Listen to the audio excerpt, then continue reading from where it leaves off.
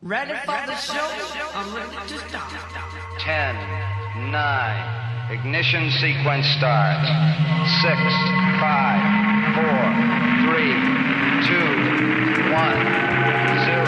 All engine running.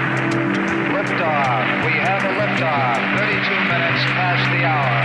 Liftoff on Apollo 11. Tower cleared.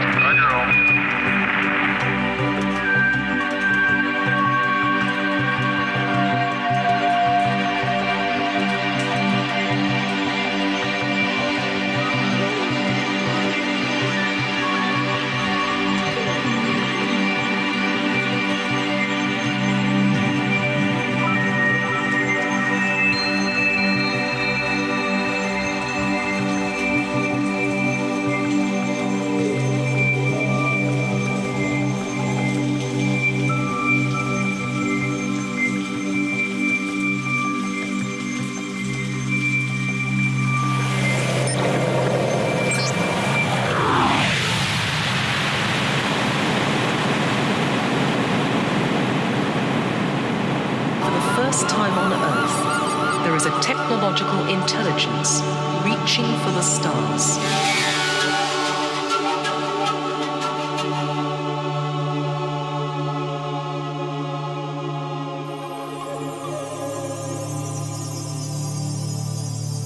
Ease yourself back into consciousness. My fellow listeners, now I present to you E.T. First Contact Radio, starring our wonderful host, Martin Horst.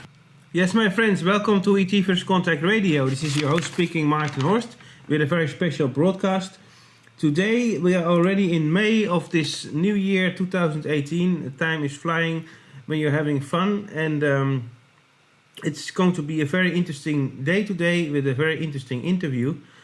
My guest today is Sean Worthington, and at the early age of 14, Sean was a lead scientist and inventor of RAIDA and was programming one of the first computers on the Atari 400. He won an international scientific contest at the age of 16. Enlisted in the US Air Force at age 18, becoming an FAA aircraft and power plant mechanic. After leaving the Air Force, Sean attended California State at Chico. I think that's California State University. Graduating with a Master in Computer Information Systems Management. He taught computer science for 15 years, which during this time achieved 30 different personnel certificates. He also finished in his PhD work in computer information system and worked in his dissertation, Counterfeit Detection Systems. Sean did not publish his work, but put it into practice. He filed a patent in June 2016. In August, he created CloudCoin nodes. In October, he organized 25 system administrators in 20 countries to create a new indestructible cloud technology called RAIDA, Redundant Array of Independent Detection Agents, thus creating the perfect global currency. It cannot be counterfeited, double spent, mined or lost. E-currency that is 100% private, which requires no public ledgers, accounts or even encryption. It's a monetary system that is absolutely fair and ethical and requires no special software or download. So, without further ado, Sean, I welcome you heartily to the program. Welcome, my friend. Well, thank you very much for having me. Yes, I think, first of all, Sean, it's very important to have you here on the show to bring out the information about the CloudCoin. Because I understand from other cryptocurrencies that they have to be mined, and the mining itself is a very energy-consuming process, and that's also not good for the environment. And your CloudCoin is, and the cloud nodes are different from it. So how can you describe this system and the benefits of it compared to other currencies, and how you invented it and the benefits of it? Let's start by in the beginning.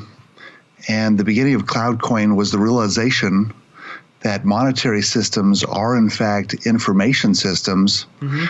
And basically they're databases. And so they track what value we bring to the economy so that we can get the same value out or even more. Yes. And money plays the role as data. And the way that I discovered this is by looking at the island of Yap. And I don't know if you've ever heard of the island of Yap, but it's one of the last islands to be discovered in the Pacific Ocean. It was discovered in the 1800s by European sailors from Ireland. Yes, I know. Yes. Yeah, when they found it, they were surprised to see that they had a very interesting monetary system. They had this village square, and in that village square, they had all of these raised platforms. And they had these big giant stones, and every one of these raised platforms represented a family. And every time they did a transaction, they would just roll one of these stones from one of these platforms to another. And this is the way they tracked all of the transactions and who owned what. And you could basically go to the village square and see which family had the most amount of money just by looking at it. And I recognized that this system was a physical implementation of a database, and that the coins were the data, and these raised platforms were just like rows at a table. And that's how it dawned on me that, in fact, monetary systems are information systems. And I also then understood that we, with our regular paper money that we use every day, that's actually a form of a physical representation of a database as well, because each of us is like a row in a table. And instead of having a cell with numbers in it, like most databases do, we have a pocket or a wallet, and that wallet's got these coins or these bills in it with numbers on it. And so it just is a tracking system, and it helps us to economize. When we go to the store, we take a look at money. We decide what is the most efficient thing to purchase. If we have two different cartons of eggs and they cost the same thing, or they are basically the same thing, they're both the same eggs, but different companies, we will choose the cheaper one. And that helps all of us to economize. It also helps us to figure out which place we should work, because we always should go to the place that pays the more. That's where we're the most valuable in the economy. And so that's where it started, because I am actually working on a dissertation in information systems, computer information systems. Yes. And I realized, all of the rules that we apply to databases and data, we can then apply to money. And the significance of that is that we can establish what is perfect money based on the science that we've already done in information systems. And I checked around and I found out that economists did not have any kind of model for what perfect money is. And also economists really didn't have a very good definition of what money is. In fact, I recognized that their definition was wrong. And I've had a good time talking about this with economists, but the definition of money that economists have been using is incorrect, and they do lack a model. And so this gives us a first normative approach. That means that we can figure out what money should be like. And I was able to create a big list. And basically, there's three different things. We have logical integrity, we have physical integrity, and something called preferential integrity. But we'll start with physical integrity. Yes. Because with a database, you don't want to be able to turn it off. You don't want money to disappear, and you don't want you don't want data to disappear, and you don't want data to just appear somewhere. That's an anomaly. And what Bitcoin was able to do is Bitcoin was the first digital currency that was able to solve this physical integrity problem. because with any kind of digital items, how can you stop people from just counterfeiting it? They can just copy and paste it a million times. And how can you stop some government from just turning off the system and making it so that it doesn't work anymore? And, in California, we had something called e-gold. And e-gold was a effort in which all these gold owners took their gold and they put it all together in one vault, and they issued electronic currency based on that, and they did billions of dollars worth of trade. But then the state of California just came in and knocked down the doors, took all the gold, and that was the end of their monetary system. Mm-hmm. So you can't have a digital money in which the government can just shut it off. No. And Bitcoin was the first one to do this. Uh-huh. And the way that they were able to do it is by creating a new type of data structure. And just to kind of explain this data structure is unusual. I call it a Superbase. So you've got a database, but I call this a Superbase. Yes. Because instead of it being a database in which I own, or a database in which a company or an organization owns, this is a database that belongs to all humanity. And nobody can control it, and nobody can shut it down. And there's only one other database like this, and that's called the DNS system. Mm-hmm. At least until my next invention. But the DNS system is a system in which we use every day in order to find the IP addresses of our web pages. So if I want to go to www.google.com, I type that into my browser, and then my computer goes out and asks this information system, this directory, and it comes back and gives me a number, an IP number, that my computer then can use to find that web page. And this also is a Superbase. So there's this blockchain was a Superbase that it belonged to all society, but it was also had fault tolerance, because the way that this database works is that you can write to it and you can record all your transactions, and then you can also read them. And what this allows you to do is you can track the money as it goes from person to person to person, and you can look at the whole trail and figure out who owns what money. And to stop people from being able to delete transactions or to change transactions so that they could fool everybody, this database is replicated on thousands of other servers. And if anybody was to delete or change it, everybody would know, because they see the truth on their own version of the blockchain. So this blockchain is a big technology. It's a big advancement, and it allowed for many things, but one of the things it allows for is a digital currency. Mm-hmm. However, when they made the blockchain, they didn't understand money and its function and its purpose, and they tried to make it like mining of gold. Mm-hmm. And they tried to make it, along that lines, thinking that gold mining and gold was a good type of system that might be ideal or perfect or should be mimicked. But they were actually wrong about that. And in fact, mining is a form of counterfeiting. And so, for example, during the 1500s, we had this thing called the Great Spanish Price Revolution. Yes. And that's when they brought in a whole bunch of silver from the New World. From the New World to the Old World, to Europe. Mm-hmm. And that caused the price of everything to go skyrocketing. And ironically, it made all of the Spanish poorer. And yes. So instead of them getting rich, they actually became less productive. And the reason is because the purpose of money is to track who's doing what.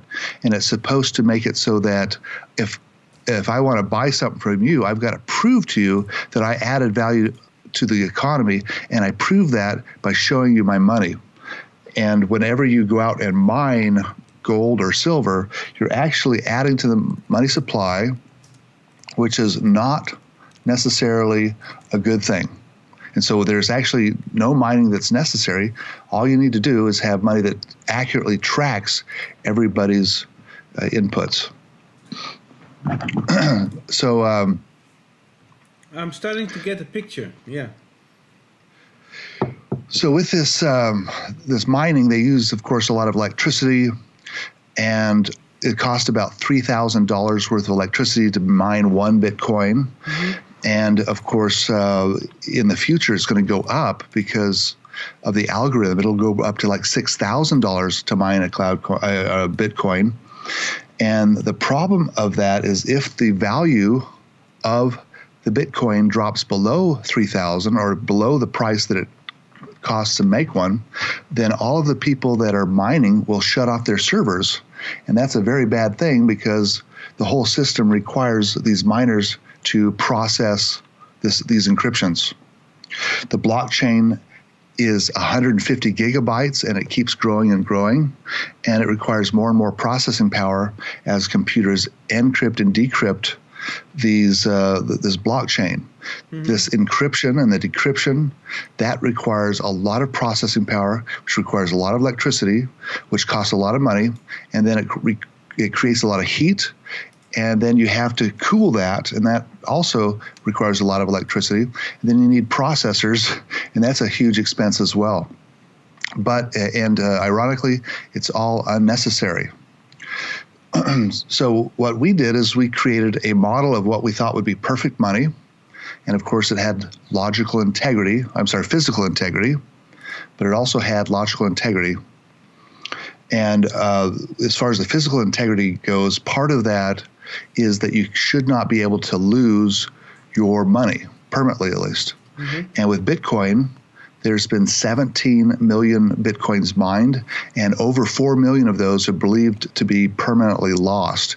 And of course, if you lose your Bitcoins faster than you mine them, then you're not going to have any money in your system at all. So that is a big problem.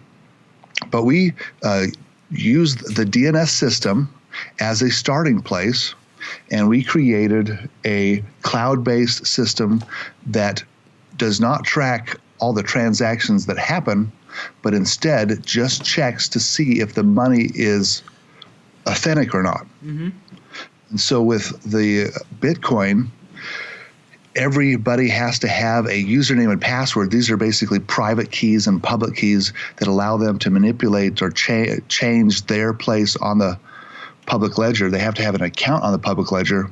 And when they want to send somebody money, that other person also has to have an account on the public ledger. But with CloudCoin, the CloudCoins themselves have accounts or authenticity information. And that means that the people do not have to have passwords, do not have to have logins, and that changes things dramatically. Yes, because those passwords that are used for the Bitcoin require a lot of processing power. So what about processing power using the CloudCoin or the cloud nodes? And so our protocol is very light.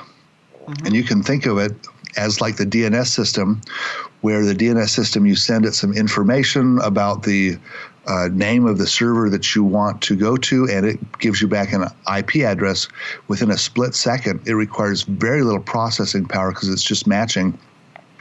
And that's exactly the same way that the CloudCoin works. And so we reckon it's about 10,000 times more efficient than the Bitcoin. It does not depend on encryption at all. Instead, 10,000 times. Yes. And so we actually don't even necessarily have to go through the processor. We can go directly from hard drive to RAM, and it's incredibly more efficient. Yeah, because you use a DNS address.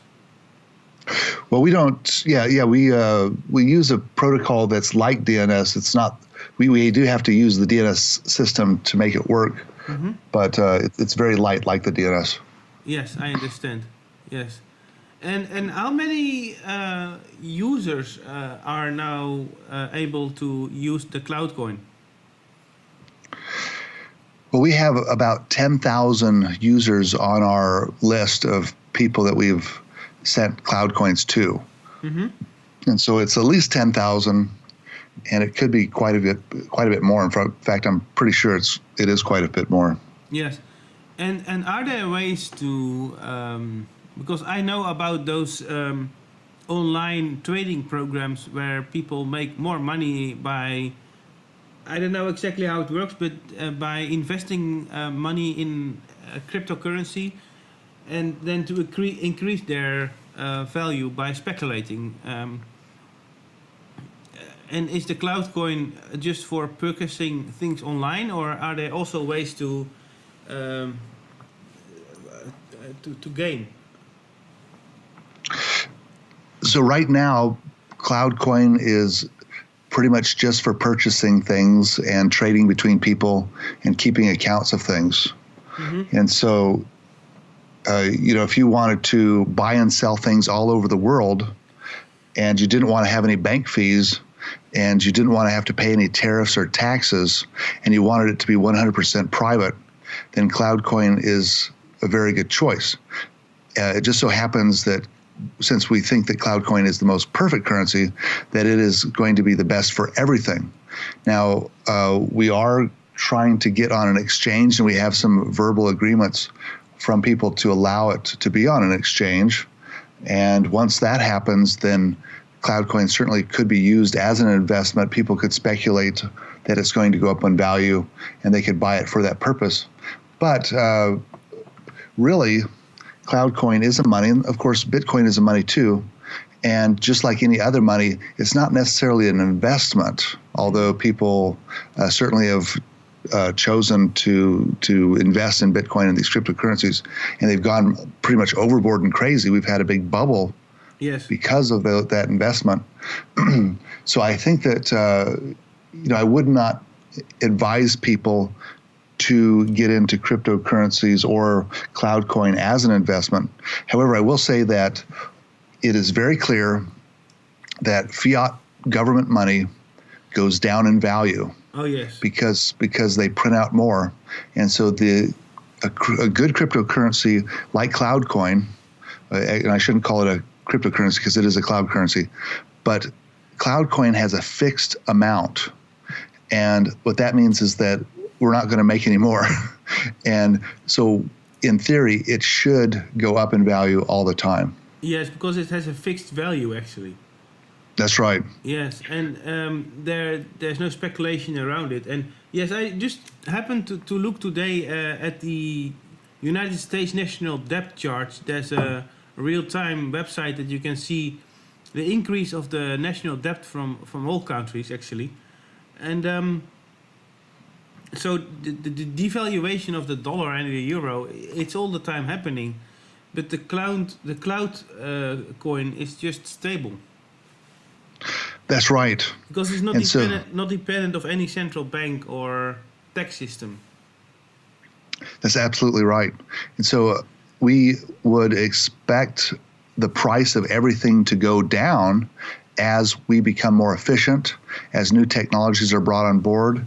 It should become cheaper and cheaper to buy things, but in fact, we really don't see that at all. We see the exact opposite. Mm-hmm. I mean, in some fields, like new technology, like computers, sometimes they go down in price quite quickly, but for a lot of things, we see that the price actually going up, and that's what they call inflation. Mm-hmm. And that is, what we believe is happening there is that the governments and the bankers are hacking the system, and they're siphoning value off that actually belongs to you and me, and they're getting freebie stuff that they didn't earn. Exactly. So, yeah. And so it is an information system, and it can be hacked. And the way that they've engineered it so that it can be hacked easily is that the governments make a deal with the banks, and the deal is that the governments get to borrow all the money they want to, which is a hack, mm-hmm. and that the bankers get to then print up all the money that they want to, which is also a hack. Yeah. And really, we need to separate governments from banking and from money. Yes.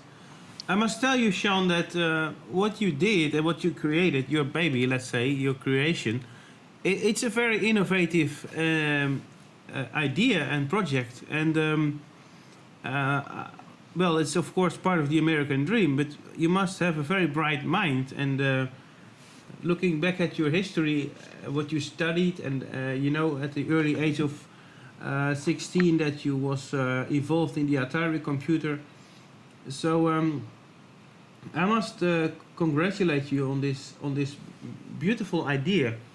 Well, thank you. Yeah, that's environmental friendly and user friendly, because I can say that when you have to mine a currency like the Bitcoin, it's taking a lot of process power, and it's actually a waste of a lot of carbon dioxide or whatever energy is used to for the production of this mining idea.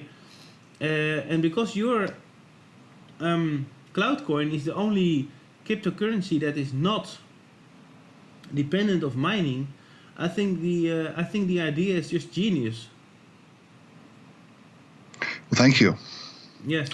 And as human beings, we have to economize. We have to be efficient as we can, and we tend to always evolve our systems to become more and more efficient. Blockchain was the first technology to solve this problem, and it's been a watershed development. But it's not the last, and it certainly is not the most efficient. And so we're definitely going to see new currencies like CloudCoin that are going to be much better. Yes, indeed. Yes. So what are your future plans for the CloudCoin global project? What are your future ideas or investments, or where do you want this to lead? In what direction? Well, we've got a 5-stage plan, and the first stage was just getting the RADA up and working, and that actually has been up and going in production for more than a year. It's worked perfectly. It's never gone down, just as we expected it, and we don't expect it ever to go down, because a system like the DNS system, which we use every day, has not gone down since it was created in 1985. Exactly. Yeah. And that's a system that rogue governments would like to hack so that they could stop people from going to websites that speak against them. And jihadists and terrorists would love to bring it down. Hackers would love to bring it down. They've never been able to do that since its creation. Exactly. And the same thing with the RADA. And so that was our first goal, is just to get the RADA up and going. And the second goal is peer-to-peer software, just so that I can send you CloudCoins and you can send me CloudCoins and we can trade to each other. Yeah, peer-to-peer. Yeah, that's a wonderful idea. Without the third party involved. That's right, and so that allows us to trade 100% privately. And you might have to send it by email, and you might be able to check the email, but we can also send it by USB drive. We developed in Venezuela methods of sending it via Whisper in something we call Store and Mind. So there's a lot of good achievements there, and we keep making achievements. The only thing that we don't have is we don't have an iPhone application, because Apple basically would not allow our program to go on there, so we have to actually sue them in order for them. That's curious. Yeah, that's strange. Yeah. And what about Android, Sean? Yeah, we do have an Android application, and we have had it for about a year, and we're coming up with another edition that's going to be much faster, much better here in the next couple months. Great, yeah. Okay, so continue with your 5-stage plan. So that was the first 2 stages, and so basically we're still working on 2, trying to make the client software better and better, but we've moved on to the 3rd stage, and that's liquidity. And liquidity means just being able to take CloudCoins and turn it into something else. So we want to, number 1, allow merchants to accept CloudCoins as payment on their website, and we've just created our first SDK for that. It uses PHP, and we have an SDK that uses ASPX, and we have our first major website that's going to use it. It's called xyzbuys.com, and they are going to accept CloudCoins as payment just as soon as we can get all the technology up and going, which hopefully will be very quickly. Another part of liquidity is getting CloudCoins used in video games. So CloudCoins, actually, they separate the logic from the data, and that's a big difference from the cryptocurrencies, where the logic and the data are all tied together. And because we can separate that, it means that we can actually import it into software, including video games, And we just signed a contract with go.engine.com, and they are a they're a game engine, open source game engine. And they're going to allow easy plugins of CloudCoin.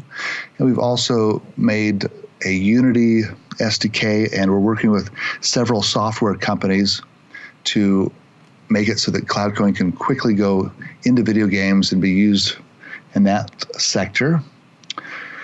We have verbal agreements from exchanges. Once we have exchanges, that means that people can change CloudCoins into dollars or euros or whatever they want to, even gold and silver with the exchanges that we're looking at. And so that'll be a big development. And there's a lot of other projects that we're working on. Oh yes, one of the things that we can do with CloudCoin is we can embed it into digital files, and then those files then can be checked to see if they're authentic.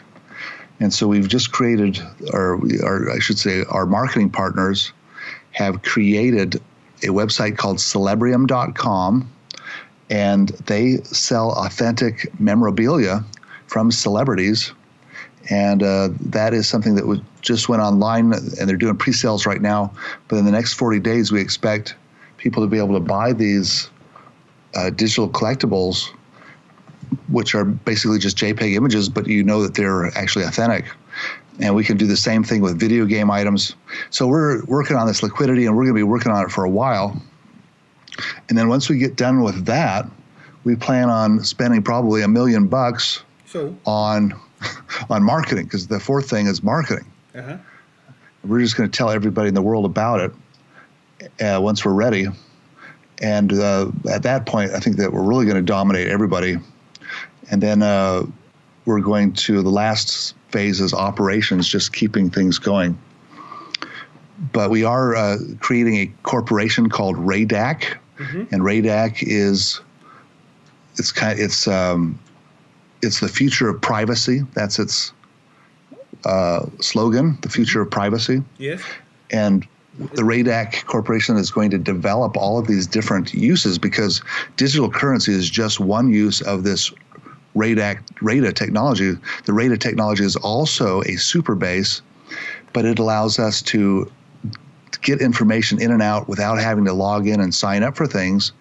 And that means that we can have amazing amounts of privacy, private Facebook, private YouTube, allows us to have stock markets so we can buy and sell things, allows us to have voting systems, and we just have this big, huge list of all the things it can do. So we're going to based on the same principle. That's right. And so Interesting. Yes. So the digital currency CloudCoin was just the first use of this technology, and we're going to go and we're going to raise a bunch of money from investors, and we're trying to get a whole team of investors to come in and chip in, and we're going to create all of these privacy technologies that we think are really going to improve people's lives, really change everything, do some unbelievable things. Which is very important, because that's one of the most important issues now today, that we are living in a society where privacy on the internet is a big issue for many people. Because of the NSA and the CIA and the DIA and you know what's happening with the social networks lately with Facebook. So yes. So privacy is a big issue. Yeah, we think that we can stop the hack, and we can distribute the data so that it's not all in one place where one person can look at it or one entity can look at it. We think we can create a system that's quantum safe, because CloudCoin's quantum safe. That means that even quantum computers cannot crack it, because it doesn't depend on encryption. Instead, we're shredding the data all over and hiding it all over the world, so that even if you were to get some of the data, you couldn't put it together because it's missing some. You have to have all the addresses. Yes, for it. Yeah, because an address is a gateway, and if the hacker doesn't have the gateway, then there's no way of whatever they try to come into that gateway. Yeah, and Bitcoin has some serious security problems. It's got this private key, which if it's compromised, you lose everything. Yeah. And the problem is that since you don't want to lose it, then you want to copy it. But if you copy it, you double your attack surface and increase your chances of it getting stolen. And so you can either reduce your risk of having it lost, or you can increase your risk of having it stolen. So I should say, it's just a lose-lose situation. And so you have people that either permanently lose it or get it stolen. And our system simply does not work like that. Mm-hmm. And we also have the additional ability to add PIN numbers, and we can add biometric information. What this does is allows us to have triple factor authentication, and we can also embed secret codes within data, so that if some of it does leak out and somebody takes the data and gives it away, then we can know who it was that gave it away. So this is another big advantage. Yeah, because you can backtrack it. Yeah, we can actually see their digital fingerprints in the code. If you use biometrics. Yeah, that's right. Mm-hmm. Yes, very interesting. Yeah, I really believe that this CloudCoin has a huge potential for the future of money.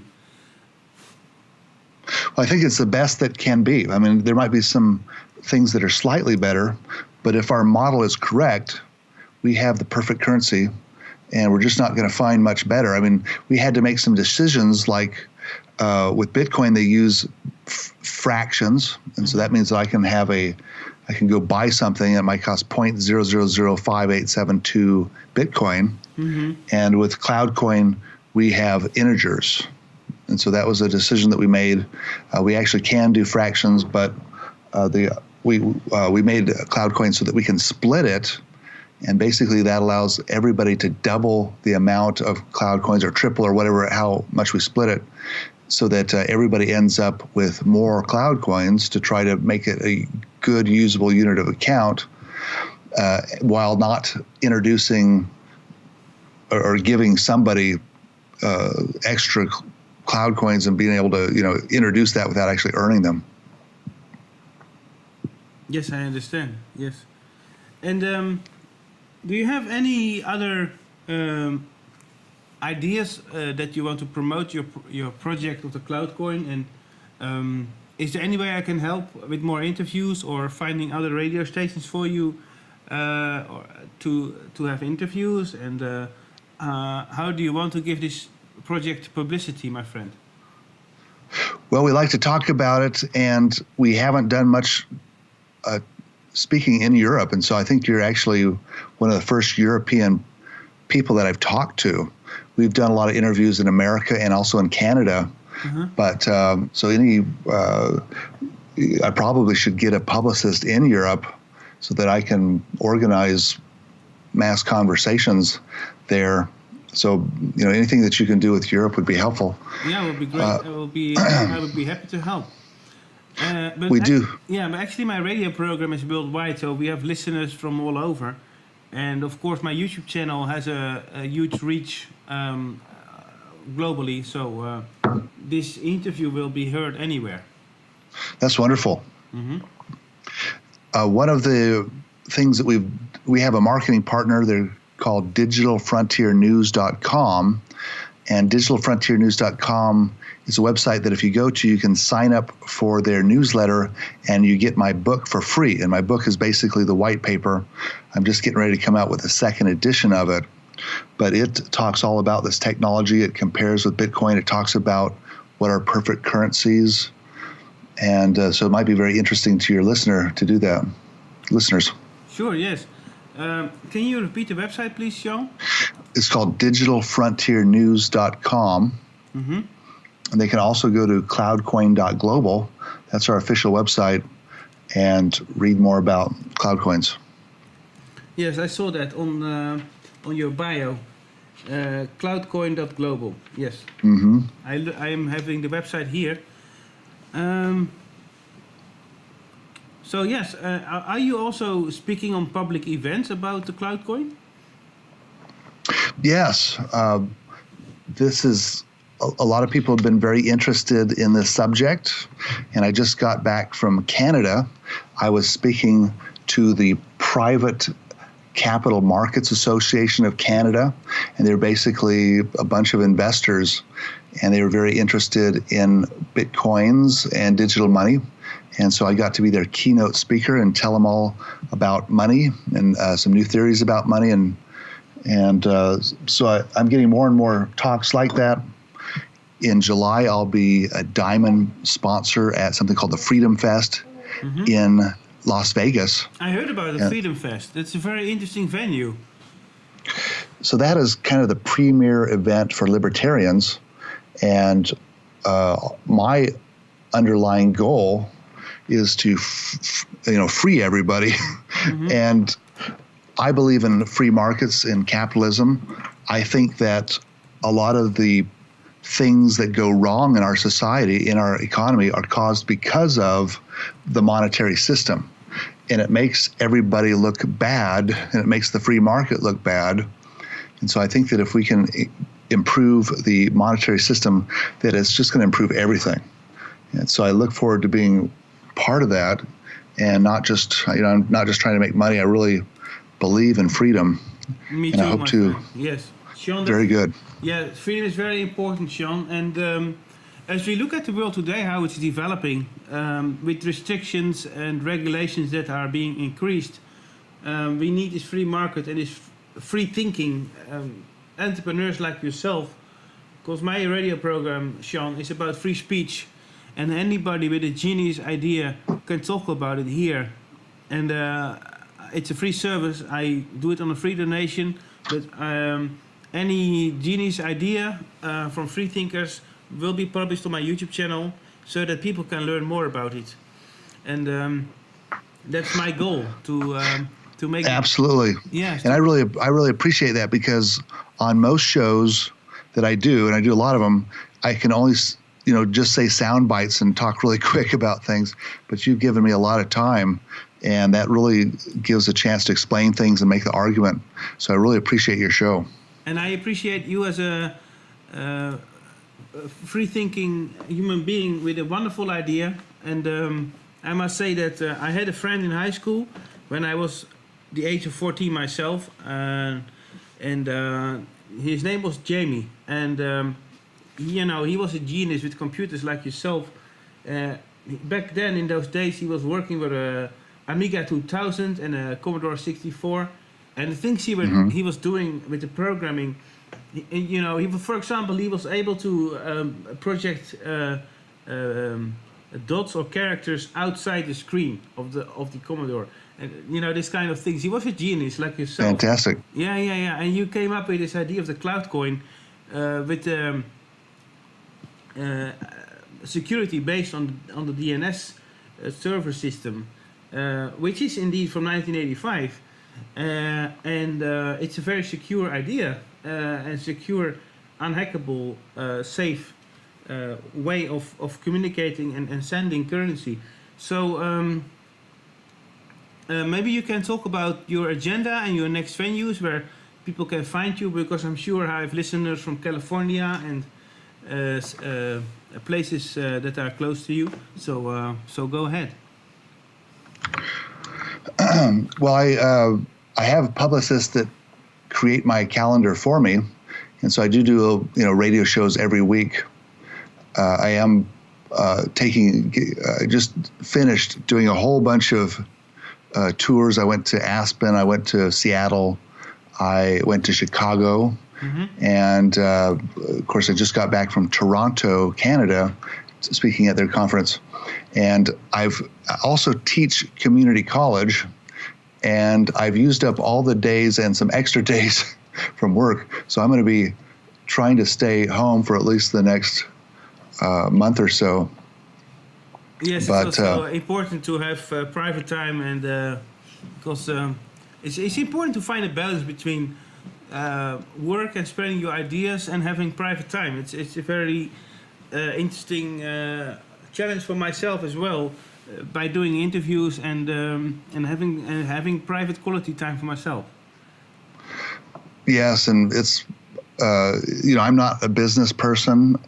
and I'm not really that organized, and I've had to hire an assistant, and so we have hundreds of people that are involved, and we have a growing a base of programmers and quality assurance people, and everything's getting really complicated.